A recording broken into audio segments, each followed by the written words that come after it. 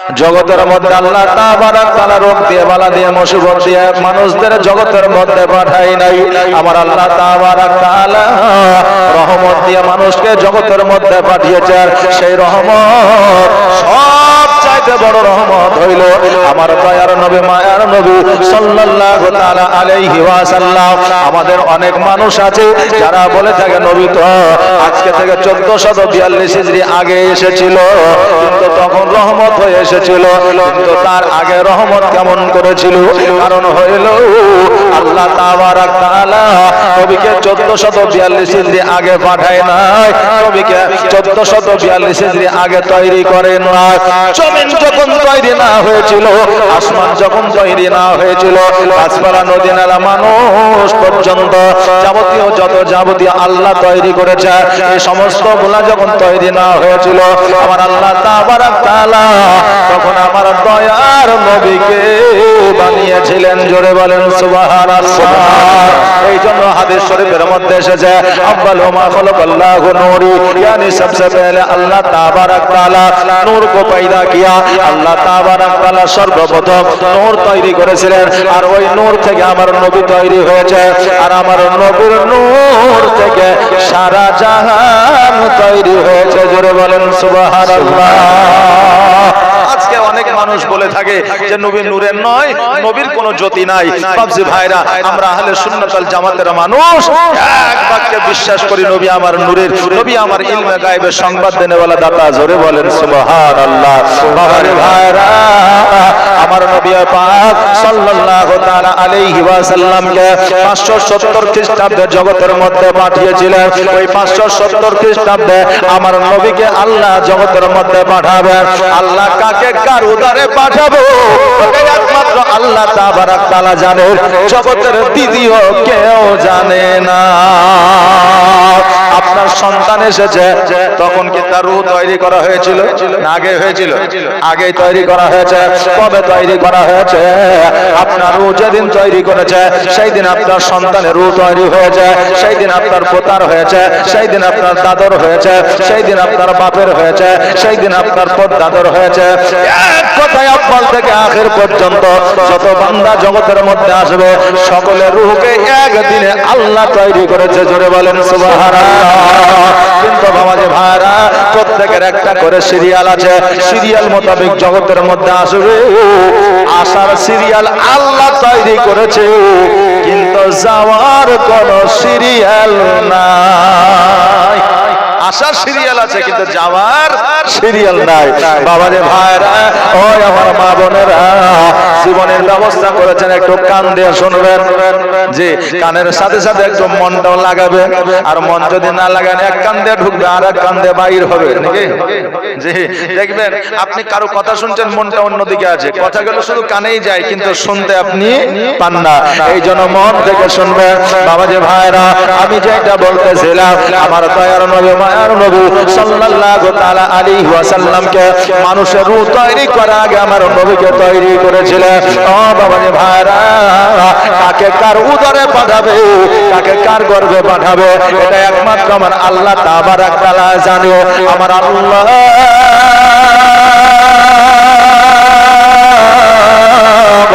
আমার দয়ার নবী মায়ার নবী সাল্লাল্লাহু তাআলা আলাইহি ওয়াসাল্লামকে জগতের মধ্যে পাঠাবে।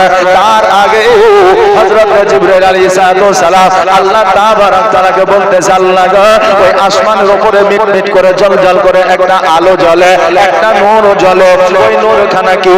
আমার আল্লাহ তাবারক তাআলা বললেন, ও জিবরাইল শোনো, ওই নূরখানা কতদিন থেকে দেখছো, ওই জ্যোতিখানা কতদিন থেকে দেখছো? জিবরাইল বলে, আল্লাহ ওই নূরখানা ওই জ্যোতিখানা আমার যতদিন থেকে জন্ম হয়েছে ততদিন থেকে ওই নূরখানা জ্যোতিখানা আমি দেখতে পাই। আল্লাহ বললেন, জিবরাইল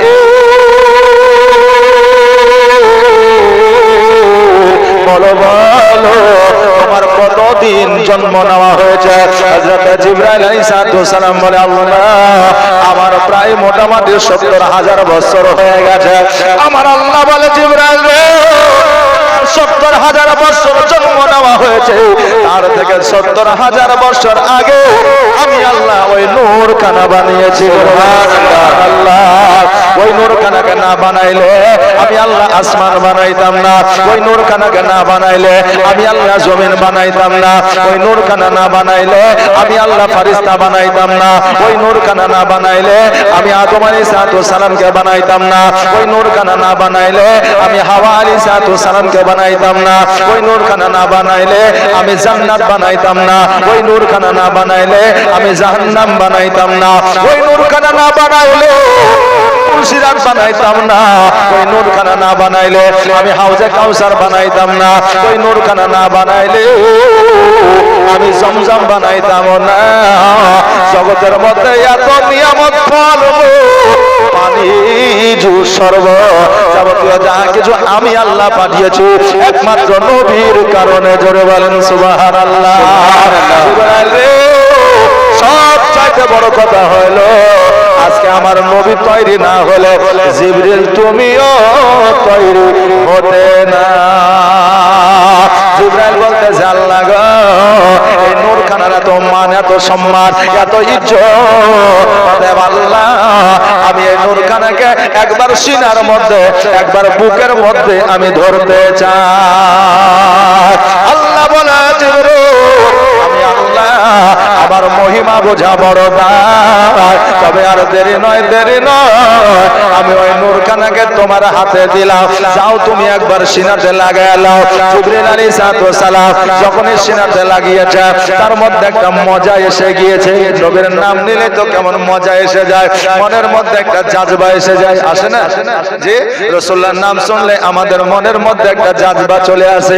আচ্ছা বলেন ওই নূর খানা যদি একবার জিবরাইল হাতে ধরেছে তার জাজবা কত এসেছে? জোরে বলেন সুবহানাল্লাহ।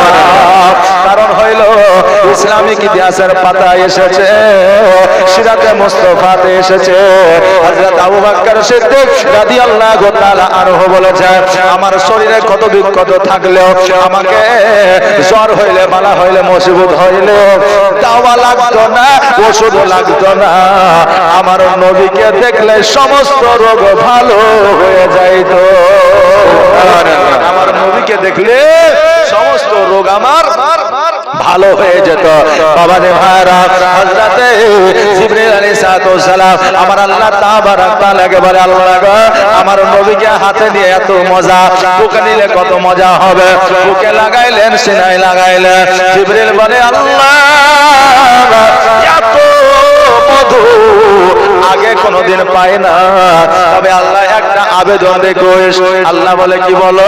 বলে আল্লাহ গো আমি এই নূর খানাকে একবার জমিনের মধ্যে থেকে ঘুরিয়ে নিয়ে আসতে চাই।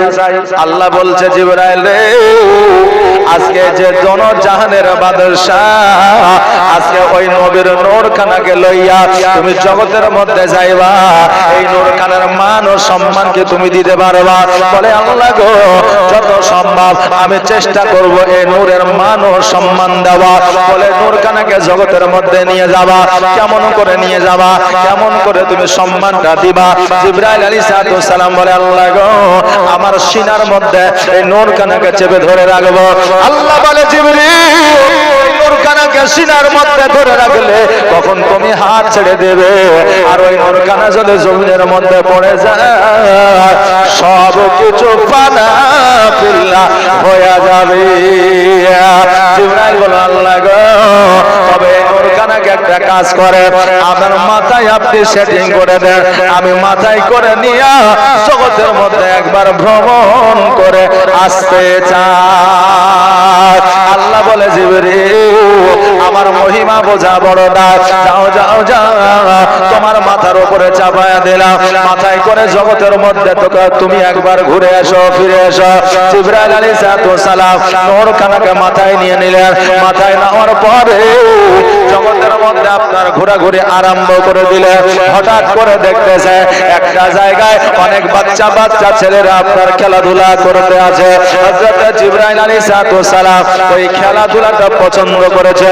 ওই জায়গায় যেন দাঁড়িয়ে রয়েছে। এখন আপনাদের এলাকায় বাচ্চারা খেলাধুলা করে, ওই খেলাধুলা অনেক বড় মানুষ দাঁড়িয়ে দেখে না, দেখে না, ভালো লেগে গেলে বড় মানুষ দেখে। এবং অনেক সময় দেখবেন যে ওই বুড়া মানুষ বা হয়তো যুবক মানুষ বাচ্চার কথা মনে পড়ে, বাচ্চা কালের কথা মনে পড়ে, তখন ওই বাচ্চা বাচ্চা ছেলেদের সঙ্গে খেলাধুলাও শুরু করে দেয়, করে না, করে। জিবরাইল আলাইহিস সালাম খেলাধুলা দেখতেছেন, দেখতে দেখতে এবার বলতেছে, বাচ্চারা রে, আজকে আমি তোমাদের খেলা দেখে মুগ্ধ হয়েছি, আসো আসো আমি তোমাদের সঙ্গে একটু খেলতে চাই। বাচ্চাগুলো বলল, শোনো গো, জীবনে তোমাকে কোনোদিন দেখে নাই, তোমার নাম কি, তোমার পরিচয়টা কি, তোমার বাড়ি কোথায়, ঘর কোথায়? জিবরাইল আলাইহিস সালাম বললেন, শোনো রে, আমাকে তোমরা চিনতে পারবে না, তবে তোমাদের খেলাধুলা আমার বড় পছন্দ হয়েছে। বলো বলো, তোমরা কি আমাকে খেলতে নেবে? তোমাদের সঙ্গে আমিও খেলতে চাই। বাচ্চা বাচ্চা ছেলেগুলো বলল, যখন আপনি আমাদের সঙ্গে খেলবেন, বারণ নাই, বারণ না, আপনিও খেলাধুলা করতে আরম্ভ করো। হযরত জিবরাইল আলাইহিস সালাম নূরখানাকে একটা যত্ন জায়গায় রেখে দিয়েছে। যাওয়ার পরে খেলাধুলা আরম্ভ করে দিয়েছে। হঠাৎ করে মনে পড়লো, আল্লাহ, আমার অনেকক্ষণ জগতের মধ্যে আসা হয়েছে, অতএব আল্লাহ গো, আমি আসমানের দিকে চলে আসতে চাই। আল্লাহ বলে, জিবরাইল চলে আসো। অমনি যেন সঙ্গে সঙ্গে আসমানের দিকে চলে গেল, আল্লাহর কাছে দণ্ডায়মান হয়ে গেল। আল্লাহ বলে, জিবরাইল দাও দাও, আমার নবীর নূরখানা দাও। মাথায় যেমনই হাত দেয়, নবীর নূর যেন আর পাই না, কারণ জগতের মধ্যে তো রেখেছে, আর জিবরাইল ওই নূরখানাকে ভুলে রেখে গিয়েছে। আল্লাহ বলে, জিবরাইল দেরি করিও না, দেরি করিও না, যাও যাও, জলদি করে যাও, জমিনের মধ্যে চলে যাও, আর আমার নবীর নূর মুবারকখানা নিয়ে আসো। জিবরাইল যেন চোখের পলকে জগতের মধ্যে আসলে, আসার পরে যেই জায়গায় নূরখানা রেখেছিলেন, ওই জায়গায় নূরখানা যেন আর দেখা যায় না। জোরে বলুন সুবহানাল্লাহ। ও বাবা রে ভাইরা, হযরত জিবরাইল আলাইহিস সালাম প্রত্যেকটা বাচ্চাকে জিজ্ঞাসা করে, বাচ্চারে বলো বলো, আজকে এই জায়গায় আমি একটা নূর রেখে গিয়েছিলাম, ওই নূরখানাকে তোমরা পেয়েছো? সকল বাচ্চা বলল, না, পাইনি। তার মধ্যে একটা 6 বছরের বাচ্চা, ওই বাচ্চাটা বলল, আমি নূরখানা পেয়েছি, তবে ওই নূরখানা কি, আলোখানা কি, আর তুমি বাকি যতক্ষণ পর্যন্ত না বলবা, ততক্ষণ পর্যন্ত আমি তোমাকে নূর দেব না। 10টা বাচ্চার মধ্যে দেখবেন একটা বাচ্চা চালাক থাকে, চতুর থাকে, থাকে না বাবা? থাকে। আর এখন তো প্রায় 100-র মধ্যে 99.5 বাচ্চাগুলোই তো আপনার চতুর ও চালাক নাকি?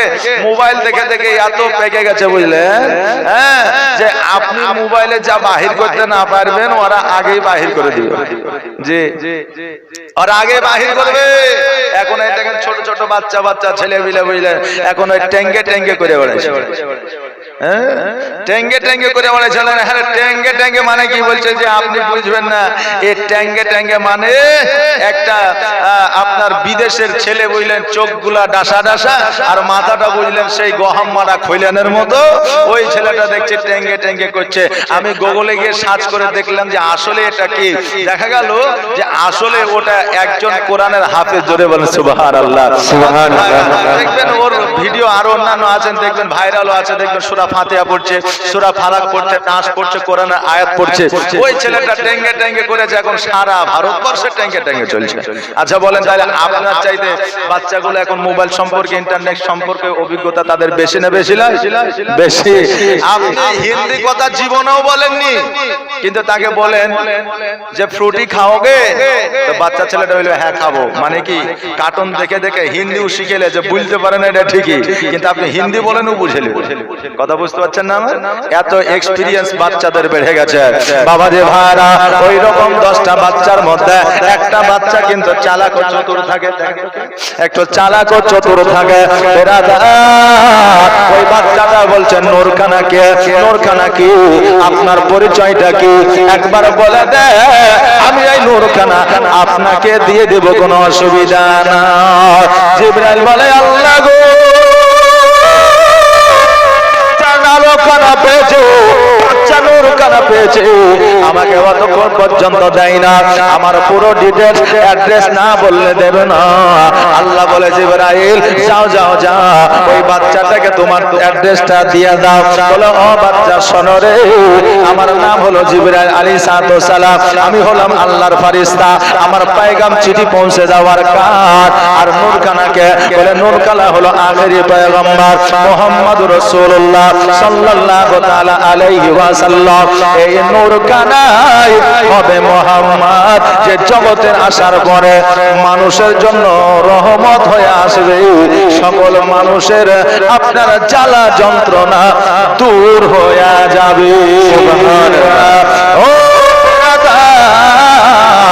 এবার ওই বাচ্চা বলল, শোনো গো, এই নূরখানা যদি আখেরি পয়গম্বর হয়, এই নূরখানা যদি মুহাম্মদ হয়, এই নূরখানা যদি আহমদ হয়, এই নূরখানা আমি তখনই তোমাকে দিব যতক্ষণ তুমি ওয়াদা না করবে এই নূরখানার মা আমি হতে চাই। জোরে বলেন সুবহানাল্লাহ।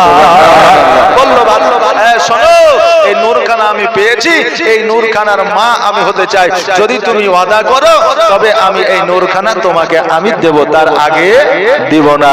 জিবরাইল বলে, আল্লাহ, অতি বড় মানবের কাছে, বান্দার কাছে আমি বড় ফাসাদে পড়ে গিয়েছি। আল্লাহ গো, বাচ্চা বলতেছে এই বাচ্চাটিকে এই নূরখানার মা বানাইতে হবে, তবে এই নূরখানা আমাকে দেবে।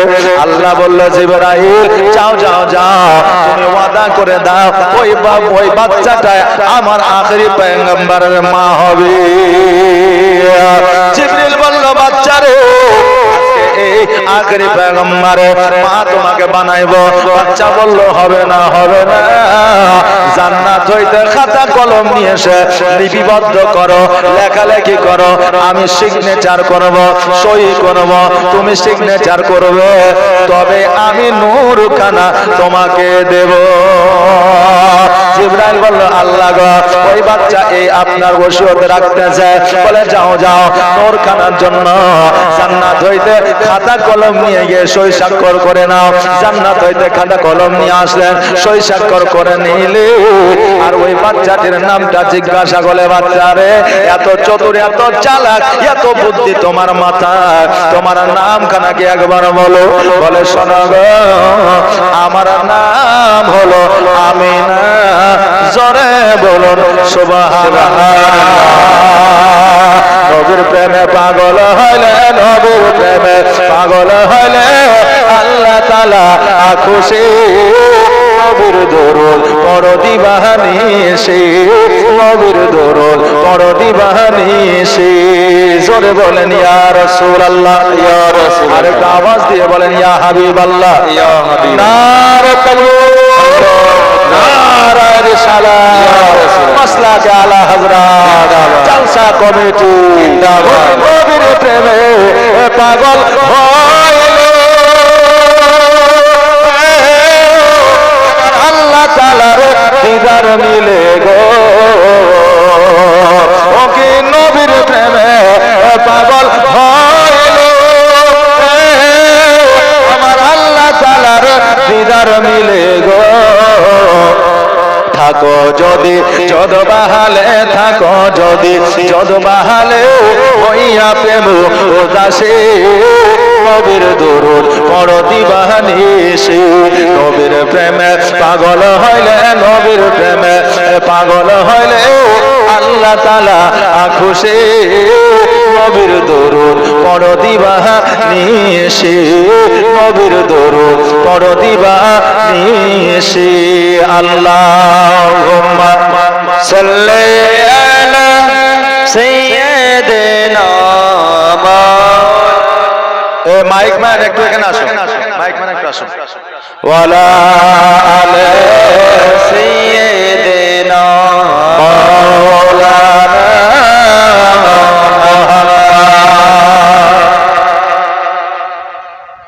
আওয়াজে ইকো বেশি হয়েছে, হ্যাঁ ইকোটা বেশি হয়েছে। আমি এই দেখো তোমাকে একটা ভিডিও দিচ্ছি, এটা দেখো, দেখার পরে তুমি ইকোটা ঠিক করে নাও, একটু শোনো।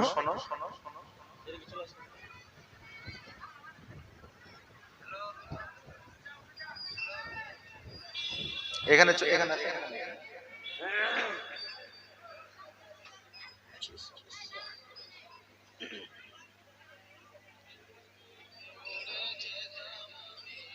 এই কটা এইরকম দিবে, হ্যাঁ মানে শেষে এই কটা হালকা খেলবে, মানে পুরোটা খেলবে না, হ্যাঁ কি আছে বুঝতে পারছো তো, বুঝতে পারছো?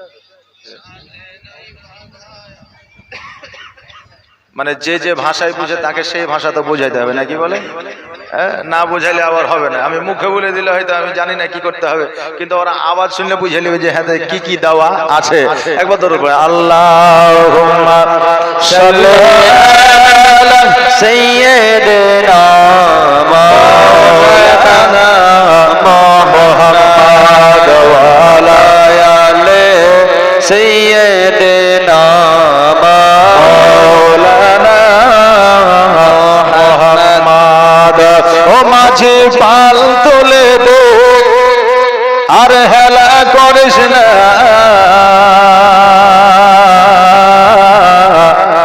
ছেড়ে দে নৌকা মাঝি যাব মদিনা,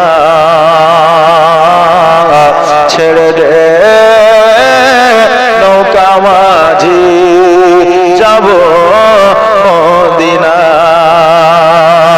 মক্কায় নবী এলো মায়া মিনার ঘরে, হাসিলে হাজার মানি কাঁদিলে মুক্তা ঝরে।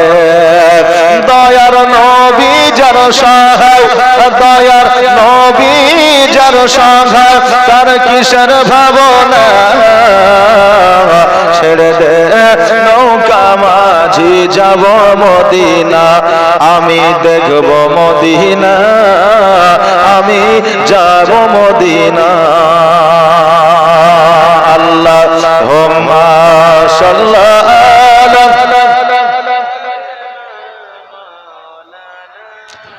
মুহাম্মদ ওয়া আলা আলি মাওলানা। কালকে তো হবে, আজকে প্রথম দিন একটু হবে। আমাদের ডাক্তার সাহেব এসছে, সুবহানাল্লাহ, মাশাআল্লাহ। আরেকবার দরুদ পড়েন, ওয়াজ হবে ইনশাআল্লাহ। প্রথম দিন তো একটু মানে সেটিং করতে সময় লাগবে, বুঝতে পারলেন না? দরুদ পড়ে আল্লাহুম্মা সাল্লি আলা মাওলানা সাইয়্যিদিনা মাওলানা মুহাম্মদ। ও বাবাজি ভাইরা, আমার মায়েরা, আমার হযরত জিবরাইল আলাইহিস সালাম জিজ্ঞাসা করলেন, ও বাচ্চা তোমার নাম কি? বলে আমার নাম হলো আমিনা। বললো তোমার বাড়ি কোথায়? বলে আমার বাড়ি হলো সোনার মদিনা। হযরত জিবরাইল আলাইহিস সালাম বলে, বাচ্চা রে,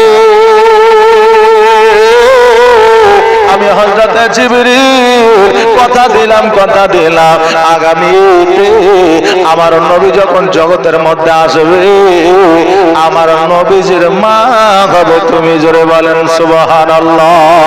জিবরাইল আলাইহিস সালাম নূরখানা লইয়া আকাশের উপরে গেল। যাওয়ার পরে জিবরাইল যেন থতমত খাইয়া আল্লাহ দরবারে বলতেছে, আল্লাহ গো, আমার বড় বেয়াদবি হয়ে গেছে, আল্লাহ আমাকে আপনি মাফ করে দেন। আল্লাহ তাবারাক তাআলা বললে, ও জিবরাইল শোনো রে, আমার নবীকে কার উদরে পাঠাবো, কার গর্ভে পাঠাবো? আমি আল্লাহ এটা ঠিক করার জন্য আমি তোমার মাধ্যম দিয়া আমার নবীর নূরকে জগতের মধ্যে পাঠিয়েছিলাম। আজকে যার উদরে পাঠাবো আমি আল্লাহ সেটা ঠিক করে নিয়েছি, সে তার নাম হলো আমিনা। ও জিবরাইল, এটা হলো আমি আল্লাহ, আমার মহিমা বোঝা বড় না। জিবরাইল আর দেরি করিও না, দেরি করিও না, নূরখানা দাও, আমি আল্লাহ ওই আরশে আজিমের উপরে রাইখা দিই।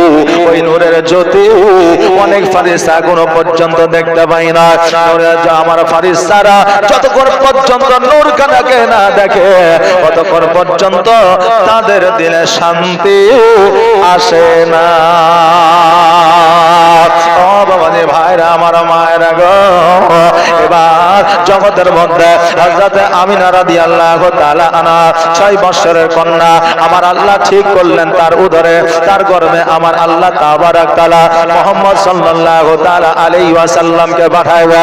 এই আমার বাপজিরা, এই ইতিহাস কি তারা পড়ে না যে আমার নবীজি 570 খ্রিস্টাব্দে জগতের মধ্যে এসেছে ঠিকই, কিন্তু আমার আল্লাহ আমার নবীকে আম্বালে তৈরি করেছেন। জোরে বলেন সুবহানাল্লাহ।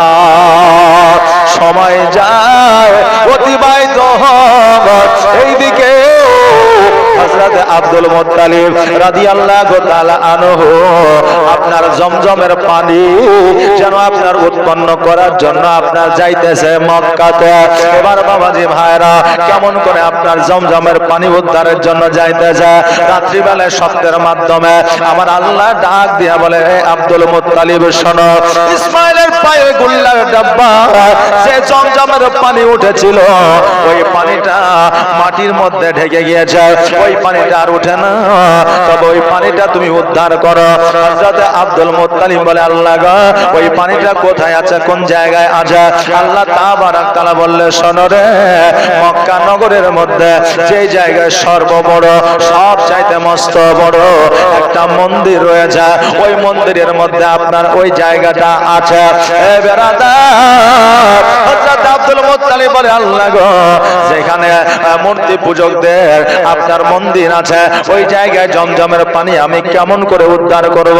আল্লাহ তাবারাক তাআলা বললে, এ আব্দুল মুত্তালিব, আমি আল্লাহ উদ্ধার করে নিব, সেটা তোমার মাধ্যমে। জোরে বলেন সুবহানাল্লাহ। হযরত আব্দুল মুত্তালিব রাদিয়াল্লাহু তাআলা আনহু কোটি কোটি পায়ে জানো আপনার ওই মন্দিরের মধ্যে পৌঁছানোর পরে যেন বাবা খনন করতে আরম্ভ করেছে।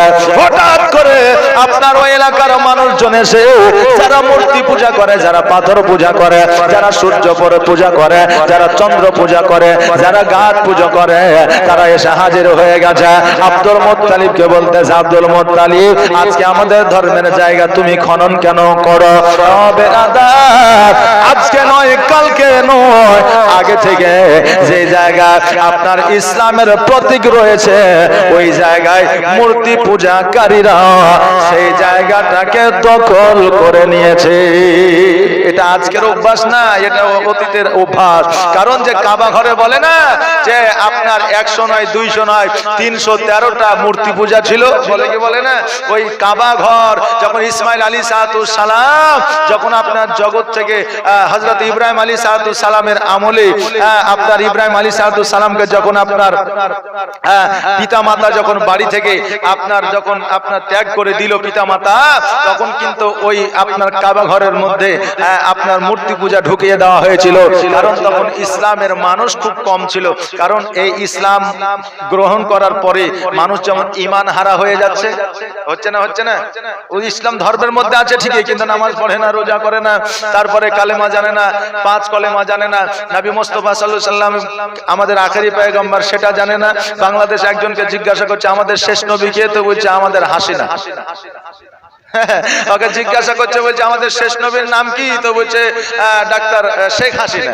আচ্ছা বলেন, এই মুসলমান কবরে যায় যখন প্রশ্ন করা হবে যে মান রব্বুকা মা দীনুকা মান নাবিয়ুকা, তো এই প্রশ্নের উত্তর দিতে পারবে? পারবে জি? পারবে না। তো এই রকম মুসলমান আছে না নাই? আছে। এই রকম মুসলমান যদি থাকে তো মসজিদে মূর্তি হলেই বা কি, আর মূর্তির জায়গায় মসজিদ হলেই বা কি, নাকি? কথা ঠিক না ভুল? জি, যদি আমাদের ইবাদতই না থাকে তাহলে ইবাদতের প্রতি মহব্বত কি থাকবে? নিজের নিজের ভাইয়ের প্রতি যদি মহব্বত না থাকে চাচাতো ভাইয়ের উপরে কি মহব্বত থাকবে? চাচাতো ভাইয়ের উপরে যদি মহব্বত না থাকে পাড়া প্রতিবেশীর উপরে কি মহব্বত থাকবে? আচ্ছা পাড়া প্রতিবেশীর প্রতি যদি মহব্বত না থাকে তো বিদেশের ফিলিস্তিনের মুসলমানের উপর মহব্বত থাকবে? থাকবে না। আগে নিজের ভাইকে ভালোবাসো, অপর ভাইয়ের প্রতি ভালোবাসা অটোমেটিক চলে আসবে। জোরে বলেন সুবহানাল্লাহ। বাপজি ভাইরা, আমি বলতেছিলাম এবার ওই জায়গাটা যখন খনন করতে আরম্ভ করেছে সবাই এসে হাজির। বলছে এই জায়গা খনন করছো কেন? বলে এই জায়গাটা হচ্ছে মুসলিমদের জায়গা, কারণ এখানে জমজমের পানি আছে। বলছে আজকে নয়, কালকে নয়, পরশু নয়, আজকে আমরা 70 বছর 80 বছর 100 বছর থেকে এই জায়গায় আমরা মূর্তি পূজা করছি, আর এই জায়গায় বলছো জমজমের পানি আছে। তোমার কি মাথা টাথা খারাপ হয়েছে নাকি? হযরত আব্দুল মুত্তালিব বলছে না, এই জায়গায় জমজমের পানি আছে। জমজমের পানি না, টানি যাও এখান থেকে। ওকে কিন্তু দূর দূর করে তাড়িয়ে দেওয়া হলো। মানে যখন দেখবেন ক্ষমতা যার, পাওয়ারও তার, নাকি টাকা যার, বুদ্ধিও তার, নাকি বলেন? এখন মায়েদেরকে দেখবেন লক্ষ্মী ভান্ডারের টাকা দিচ্ছে, এই জন্য মায়েদের এখন বুদ্ধি বেড়ে গেছে, জানেন কি?